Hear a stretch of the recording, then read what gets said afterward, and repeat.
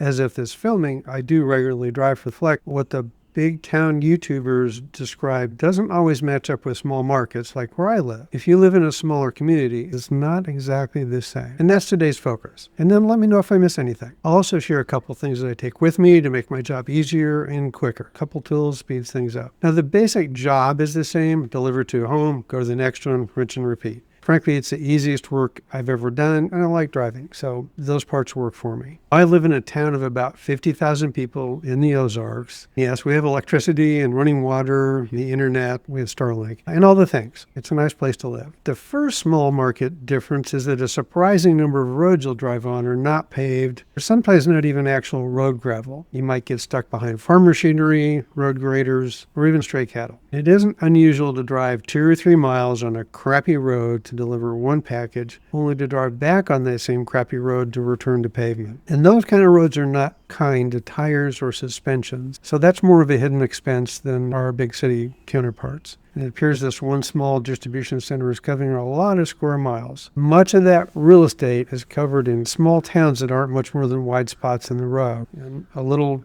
FYI, the cops in those wide spots don't have much to do but catch speeders that are driving too fast for their artificially low speed limits. So pro tip, be cautious. Since starting, I've only had one block under 100 miles, no matter the length of time expected for that block. So fuel, wear and tear are significant expenses that cut into that real net income. Now, the number of opportunities or offers is also a lot smaller. If 2 blocks show up at the same time, it's a surprise. And the most common screen when you're looking at offers is this one. There you go. Any blocks that do show up, every single time have disappeared quickly. One that popped up, I turned the phone to show my wife, I tapped it to accept, and it was gone. And that kind of thing happens fairly often. All of that's very different than what's noted by our big city YouTube counterparts. They seem to plan the routes so you deliver to the closest homes first and work your way out to the furthest last, which means you're driving a long way home. My typical drive from my last delivery has been close to an hour, and they don't calculate that into base pay. And I have not finished a block more than 15 minutes before the scheduled end time, so that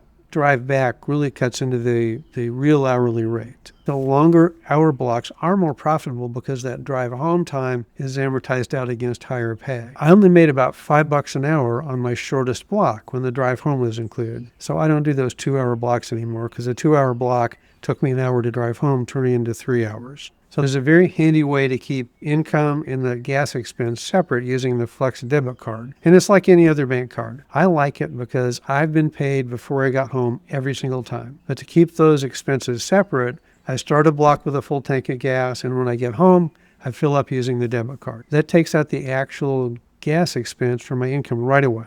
But back to small town Flex. The pickup process, at least where I am, is highly choreographed. It's unlike what I've seen in other big market videos. Cars line up in the lot, and at the appointed time, they pull up, have their ID scanned, and line up in rows under an awning. Drivers stay in their cars until a cart is put behind them. They get out with a vest on, car turned off, emergency blinkers on, and then they load up. And no one leaves until everyone is loaded and the carts are pulled back. Then cars are let out one row at a time. It really works quite well, and there is peer pressure to get loaded. I was recently there dropping off an undeliverable package when they were using basically the same process with their branded vans. I've seen anywhere from 12 to maybe 40-ish cars in a batch, usually around 20. There are obvious pros, and I don't know if you consider what I just shared pros or cons, it's just what I've experienced. But some of the pros are, for me anyway, even though the real net income is lower than some might expect, I like it because I never have to work when I don't want to. I only take blocks when I want to work. Now, they don't have enough blocks so I can work anytime I want, but that's a small market trade-off. There might be a Thursday afternoon I'd like to drive, but there's nothing there, and that's just how it is. And by the way, Flex is the only driving gig I do. I know there's a bunch of other ones out there. And I kind of get in the zone, deliver, drive, deliver, drive. It's interesting to see the car empty out, and then suddenly I'm done. And I don't have to talk to very many people. And after decades in retail, that's a real plus to me. And the few people I have talked to are happy because really I'm bringing them something they've been waiting for. So they're generally happy to see a driver. I also like that they stress driver safety.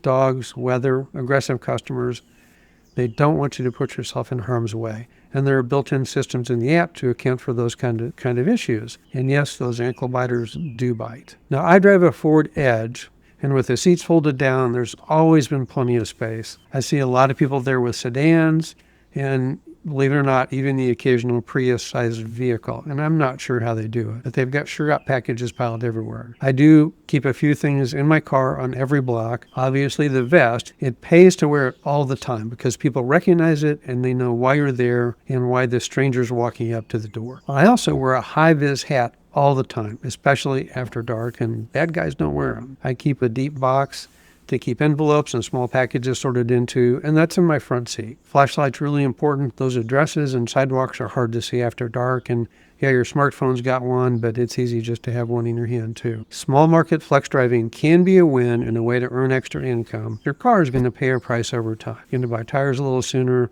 and there's some definite wear and tear that I haven't fully accounted for yet, but I still consider it a win overall. If you give it a try and you have a better or worse rural experience or some other crazy thing happens, let me know. And as always, safe travels.